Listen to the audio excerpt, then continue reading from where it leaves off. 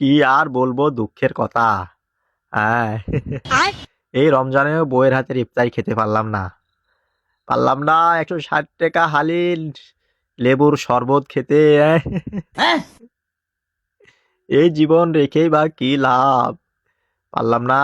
সেই সময় একটা ডিম ভাজা, একটা আলু ছানা, কিছু ডালের ঝোল। বউয়ের হাতের খাবার যদি খেতে পারতাম সেহরিতে, তাহলে রোজাটা আমার কাছে কিছুই মনে হতো না। যার নেই সেই বোঝে কষ্ট। কি আর বলবো। পুরো দুঃখে জীবনটা শেষ। বউয়ের হাতে সেহরি খেতে পারলাম না, ইফতারি খেতে পারলাম না, এই জীবন রেখেই বা কি লাভ। সামনে আবার রোজা, শেষ ঈদের দিন। এই ঈদেও পারবো না শ্বশুর বাড়ি যেতে, ভালো মন্দ খেতে।